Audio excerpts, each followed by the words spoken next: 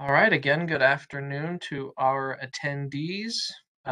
We're about to start the Phase 2 DC Fast Existing Sites Program webinar. Dave, I think only one additional attendee has joined since two. So I think whenever you're ready, you are free to start the presentation. Sure. Thanks, Stephen. Um, Today, this is the VW settlement phase 2 DC Fast existing site program that we're going to be talking about. Um, and Thank you for being here. So, again, my name is Dave Willis. Um, and it's not advancing. Hold on just a second. Okay, there we go. So what to expect today? Just an overview of the DC Fast existing site program, when and how to submit your application, scoring criteria, where to find information about this workshop, and we will take time to answer your questions. We will be using the chat feature, sorry, wrong platform, question and answer feature. If you have a question, submit it to everybody and we'll answer your questions. Some questions will be answered during the webinar, and then when we get to the end, we'll go over the questions just to make sure everybody's answers are given satisfactorily. This is not a public forum for comments on the implementation of the Volkswagen settlement. This is about the RFP that was released. Okay, so the DC Fast existing site program, this is open since April 11th. It's open in the grant management system since then as well. The applications are due July 11th. Don't forget that date. That's a very important date. July 11th at midnight, well, actually 11:59, the submit button disappears. We are going through and reviewing the applications as they're submitted to see if there's any deficiencies that you have. And we will be returning those to you so you can have those corrected before the 11th. If you're not on our email list, this is the easiest way to get on there and get news about the program. Just send us an email to the VW Grants email address with the subject subscribe. DC Fast sites, these are some great examples of a couple of sites that were put in during phase 1. These are existing sites that would be eligible to potentially have either a second or third charger put in at these locations. This is also for the replacement of non-functioning or problematic hardware that is DC fast. It does have to be 50 kilowatts or higher. What's the difference between level 2 and DC fast? Well, I mean, level 2 is a lower kilowatt, a kilowatt rated charger, usually 3 to 15 kilowatts per hour. The great places to be would be at home, work, or places around town where you'd spend longer than an hour. The DC fast, or 50 kilowatts, much larger, has a much larger energy draw from the grid. Short stops, places where you're going to be for less than an hour, and along the priority corridors, and that was the other RFP. So there are 2 DC fast RFPs that are out now. Both are out, the priority corridor and the existing sites. And there's 4 that are going to be released, and 2 that are out now for level 2 and 2 more that will be released soon, for a total of just over $10 million for EV infrastructure across the state. Now, the way the existing site funding levels are structured, it's per port. For the 50 to 75 kilowatts, you can place 4 4 ports. Anything larger than that, you're going to be limited to 2 ports. There'll still be the requirements for 5 years of networking and warranty and getting the sites in the ground. I don't think we really need to read all of it, but that's in the RFP as well. And the same with the other DC Fast government organizations and non-government organizations. Basically, the only people can't apply. I can't install a DC Fast at my neighbor's house. These are for business entities or government entities or any partnership in that range. This is for the replacement or expansion of DC Fast sites across the state.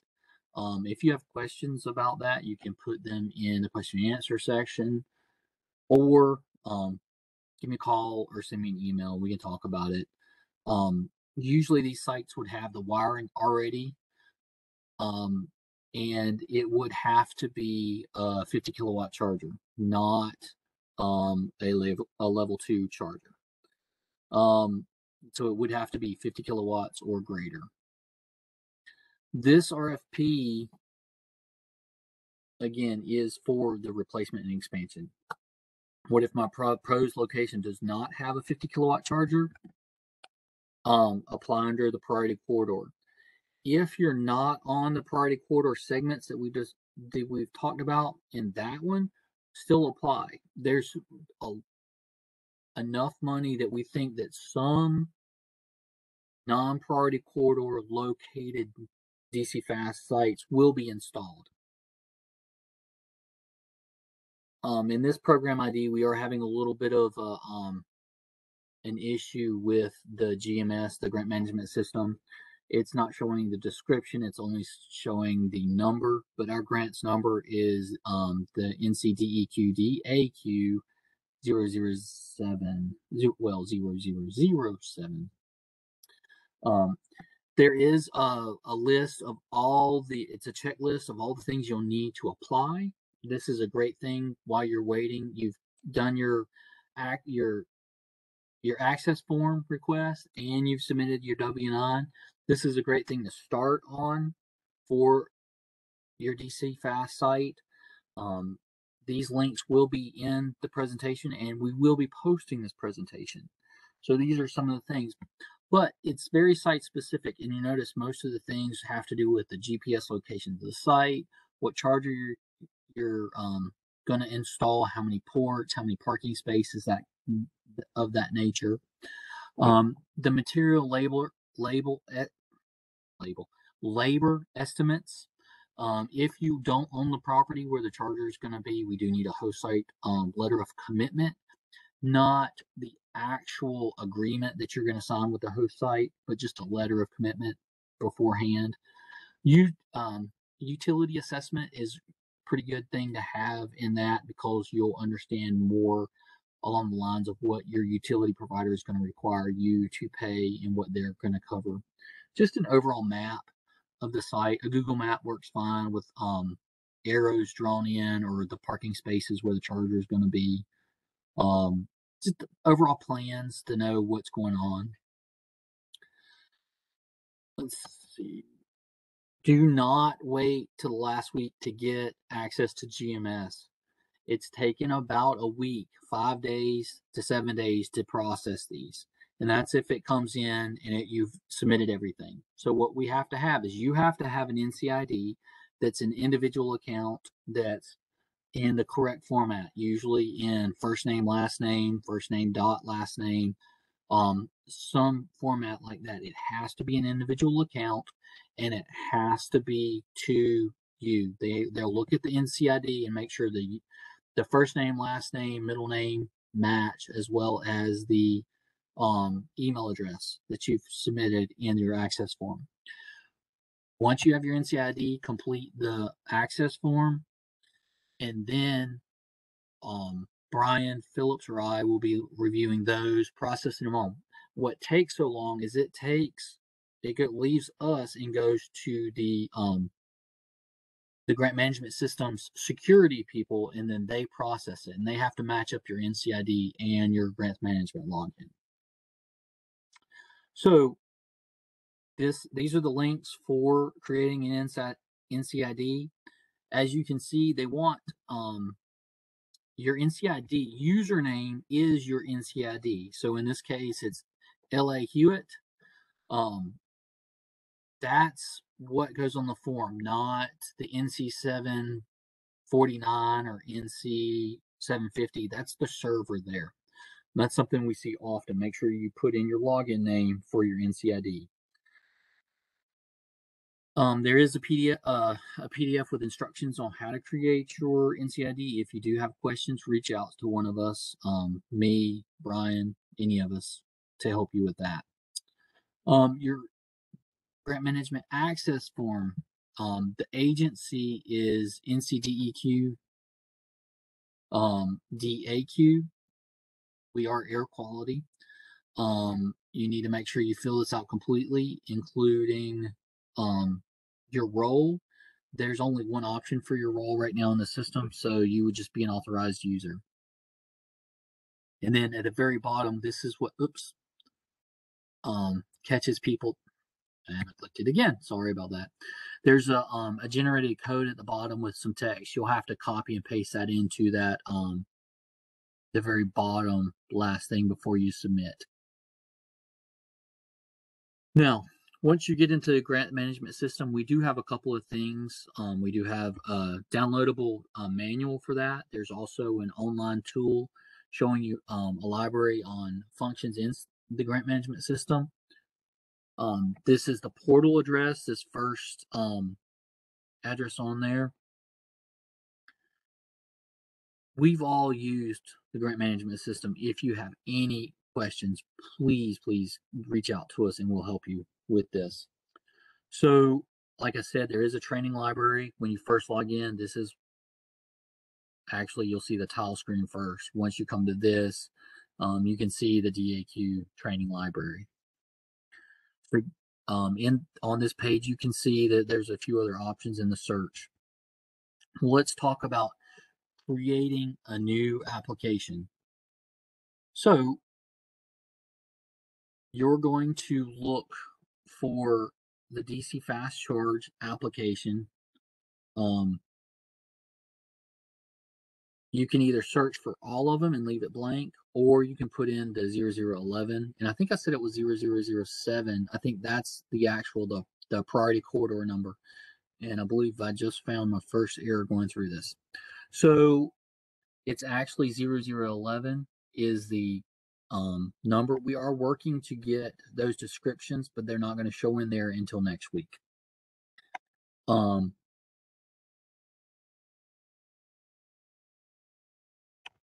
Yeah, it's DAQ 0011.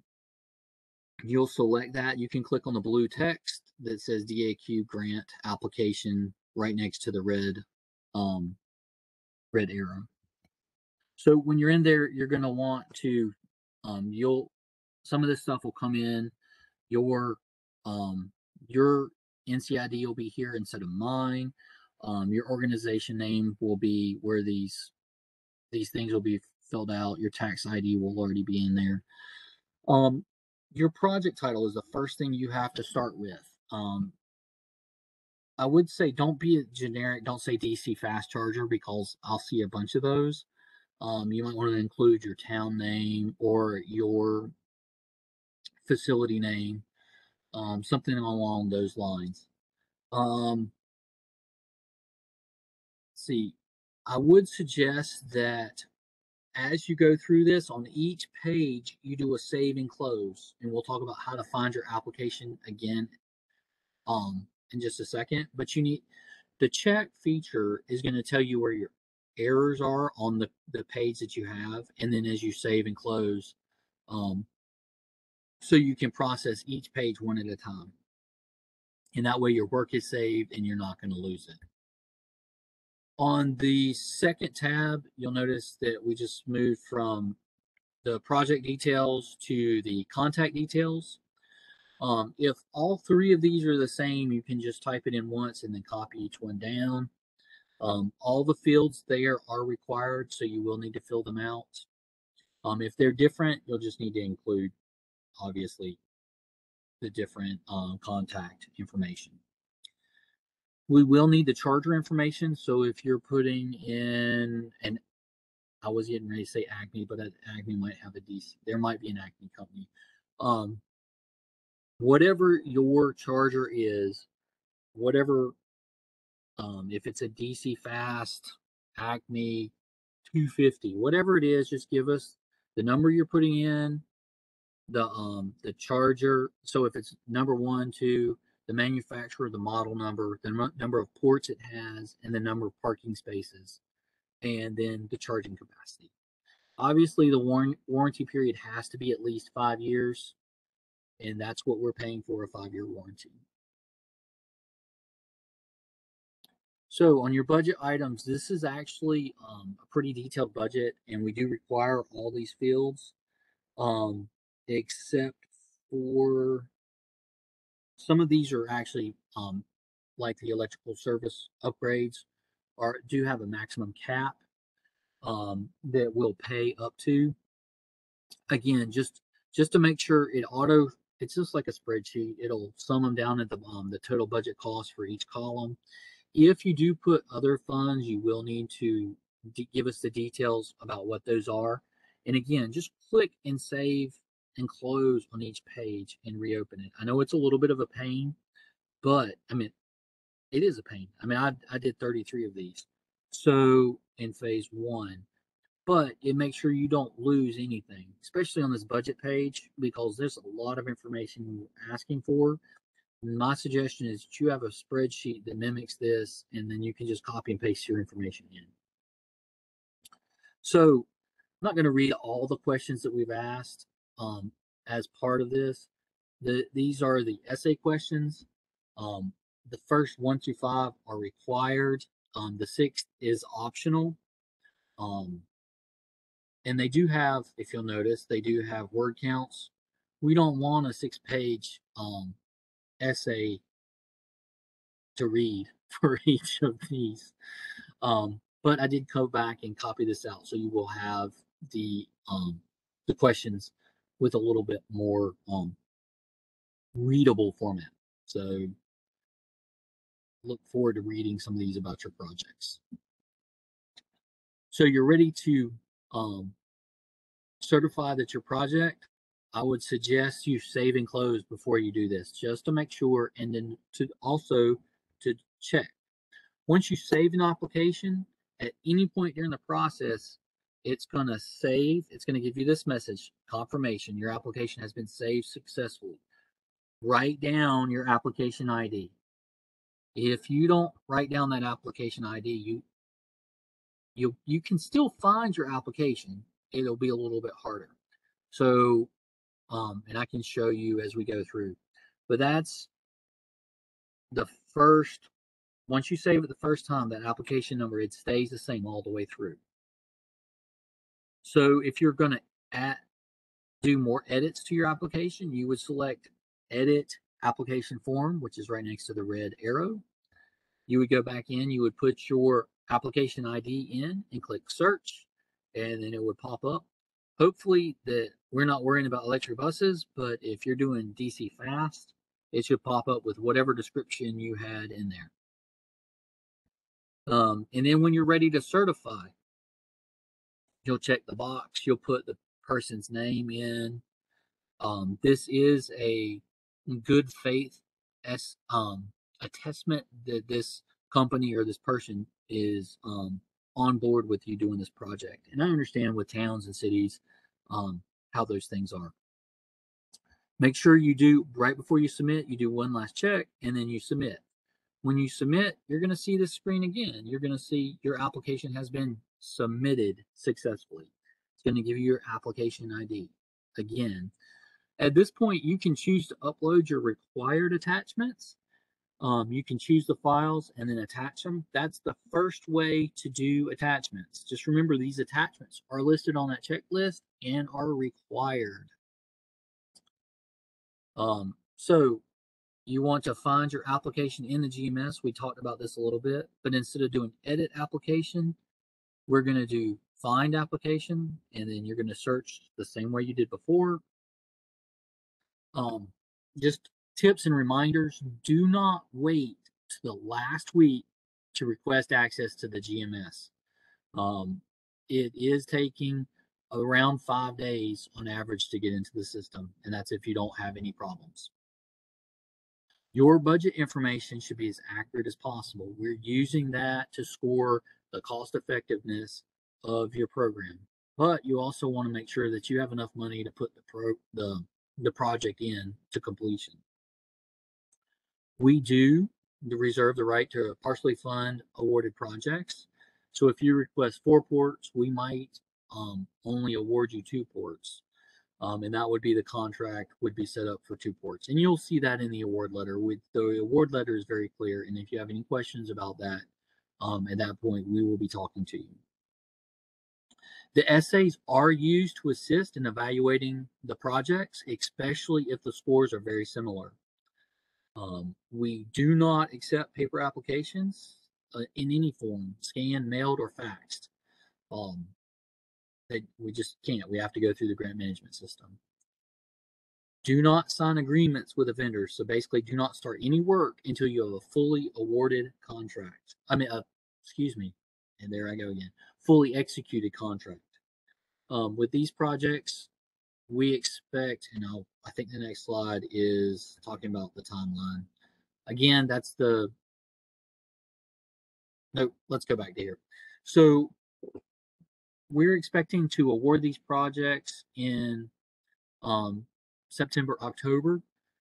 At some point in October, once your project and you accept the award, we'll go into the contracting stage. At that point, you could have a fully executed contract October, November. So this is going to be a much faster turnaround than we had in phase 1. We expect these to be pretty straightforward. When in the award letters, it'll have a list of additional forms that we have to have from you to process the contract. Once you get those back to us, we'll draft out the contract. The contract language is a standard contract with the state of North Carolina. There will be no revisions or additions or changes or modifications to that contract. So if you're not on our email list, and I think you'll see this one more time. So if you're not on there, subscribe. So just as a reminder, this is a competitive reimbursement program. You want to make sure you're as competitive as possible. And we're going to talk about scoring and how you can make your application more competitive. So the first one, the biggest place you can make your project more competitive is by putting more funds from your side, increasing your cost share, and that could be in-kind costs, to your project. The cost effectiveness is basically the Volkswagen funds per kilowatt charging rate times the number of charging ports. Yeah, and that's so the Volkswagen funds divided by the kilowatts times the ports. And there will be somebody will get 20 points for this, and the person with the lowest cost effectiveness will get 0 points. So if you want your project to have the best chance of funding, either in-kind costs or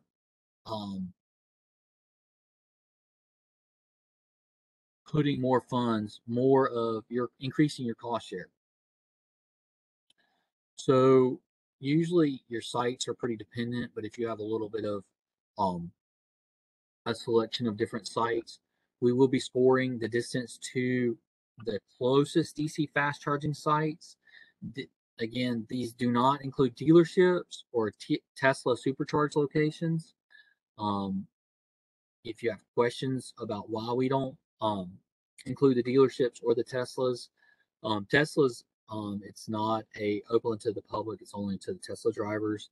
And the dealerships usually are in service areas and are usually blocked up by that dealership's fleet of electric vehicles or the vehicles they're servicing at the time. And a lot of times they're in gated areas. So the distance off the interchange, if you're less than 2 miles, it's 15 points. If it's over 5 miles, it's 0 points.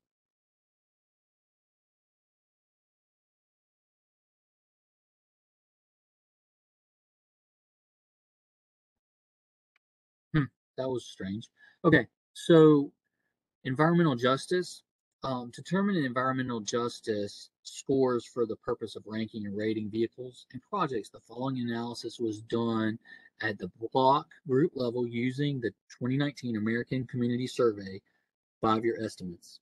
The ACS is a demographic survey conducted each year by the U.S. Census Bureau to collect detailed demographic information. For this analysis, aggregated 5-year data from the 2017 and the 2019 surveys were used to increase reliability. The EPA defines environmental justice as the fair treatment and meaningful involvement of all people, regardless of race, color, national origin, or income, with respect to the development, implementation, and enforcement of environmental laws, regulations, and policies. Historically, people of color and people of low income, along with other vulnerable populations, have been disproportionately exposed to harmful pollutants. And in the RFP, Table B1 has a list of all this information about each county, and it's a county by county score. The traffic density is just the average annual daily traffic counts. And there's a map just with a sample. We will be using NCDOT data to come up with that. And basically, if you have high AADT, you'll score more. If it's more of a rural area, you'll score less. Access and proximity to amenities. If they're on site, you get 15 points. If they're further away than a quarter mile, you get 5 points. Renewable energy credit. This is another section where if you want to make your project stand out, if you commit to doing the estimated 5-year average of the electrical usage at your site, you'll get 10 points. If you can't do that, I mean, these are bonus points. It's only going to make your project look better. So we also have bonus points for historically under-resourced counties. We have a list of the historically under-resourced counties, and those are counties that have an underserved population greater than 15% and are designated as Tier 1 by the state of North Carolina Department of Commerce. And they do receive a 10-point bonus. So the way the scoring totals out is the maximum is 120 points with the two 10-point bonuses. And again, just as a reminder, to be a little bit repetitive, the two areas that you have the most effect on is your cost effectiveness and your renewable energy credits. We do need to, if you're going to use renewable energy credits, we don't need to see them until after you're awarded. We just need to know that you're planning to do that and what method you're going to use. So at contract, we would need to see the total number of RECs for the 5-year period expired if you're going to do 100%. So the DC Fast existing site applications, again, it's due July 11th. Everything's open now. The RFP's out, and you can view that in the GMS. The GMS portal address is here. And again, no accepted paper, scan, email, or fax applications. Actually, the process to get into the grant management system is now electronic. You'll have to do that electronic request as well. So the dates, the RFP is out. The application is open in GMS. The proposed application due date is July 11th. We will be reviewing the proposed applications, evaluating, scoring July to September. The phase 2 project selection will be in October, and the grant awards will probably be in October as well. So what happens in July to September, I'll score these, and then I'll take the projects, all the scored applications, to uh, a project selection committee. That committee is the group that actually selects the projects. And then I will reach out to all the awardees with an award letter. And then we'll go right after that. Once you sign your award letter, we'll get you the required documentation back. We could have by the end of October or even November, we'd be going into contract and you could start work on your projects. So again, my name is Dave Willis. This is my contact information. Brian Phillips is my supervisor. Here's his contact information. Robin Barrows is our outreach person. This is her contact information. And if you're not, just one last push for this. If you're not subscribed to our email list, do this. It's pretty, it's the easiest way to get information from us. A lot of that information is on the email before it's actually pushed to our website. And now we'll see if there are any questions. Hi, Dave. We have one question in the chat so far, and I'll just remind folks that if you have any questions that we can answer for you today, please type it into the Q&A box, and we will go through the questions as they come in right now. So the first question is from Jordan, asking, can we replace L2, I think level 2 chargers, he means. Okay, so with this program, the answer would be no. If you have an existing DC fast site that is 50 kilowatts or higher, you could replace that. So the level 2, if you have a non-functioning level 2, you'd have to, if it's publicly accessible, you just have to go through the publicly accessible level 2 program. Or if it's a workplace or MUD, when those two are released. Okay, perfect. Thanks, Jordan. And just Stephen Rice is also on as well, if he wanted to say anything about that.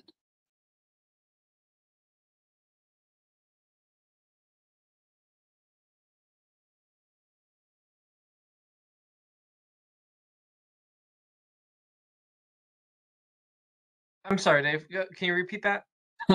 He was just asking if he could replace level 2, and I just basically said that he would have to go through the level 2 program, if it was publicly accessible or a MUD or workplace. That if it was level 2, they'd still have to go through that just to do it as a new site. Correct? Well, I know in our program we do allow replacement of level 2 chargers. If someone intends to put a new charger where an old charger is, the caveat being the charger that's being replaced has to be completely non-functional and not under warranty. Without going into too much detail on the DC Fast webinar, that's just something that would have to be tested to and provided proof for in the application. And I would be more than happy to talk about that or this topic with the person asking the question after the webinar. Yeah. Okay. So Jordan, if you wanted to reach out to Steve and if you had additional questions, that'd be great. We have a question from Nikki. Can we apply if the existing station has been purchased but not yet installed? Okay, so unfortunately, if the equipment has already been purchased, no, you wouldn't be able to apply. If you have, you could expand that site and put an additional charger in, something that you haven't entered into contract with or haven't already purchased.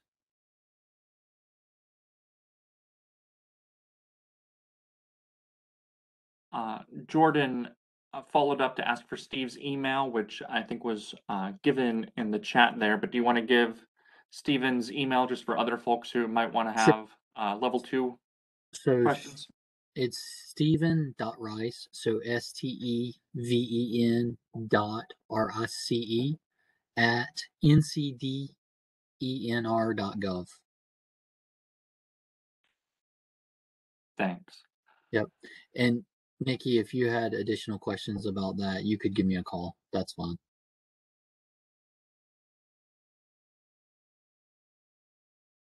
No additional questions right now.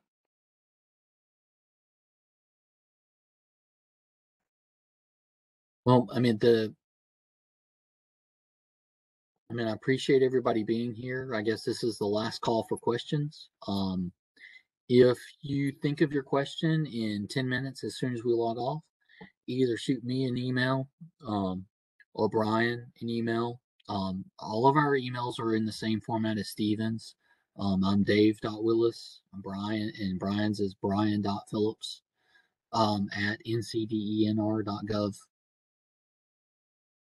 And you can give us a call even. But if you think of those questions, don't wait. Just give us a call. We're here to help you guys, no matter what your question is. That's basically why we're here, to help you through this process.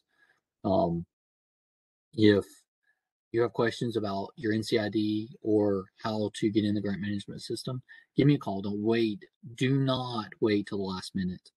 Go ahead. Let's go ahead and get you into the grant management system now, so you can apply for these funds. And it doesn't matter whether that's level 2 DC Fast or Melanie's transit buses, or any of the other program, the diesel replacement program.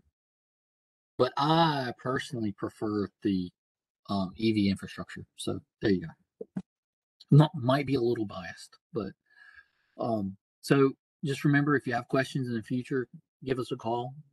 If you can only get me or get Steven or Melanie, or even Brian, we're gonna answer the question as best we can. If we don't know exactly what it is, we're gonna send it to the right person and get you the right answer. So I think if there are no more questions, I think that's pretty much it for today.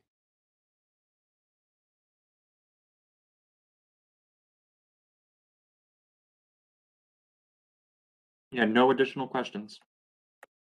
Perfect. Okay. Thank you guys for attending. And just remember, reach out if you have questions. Thank y'all.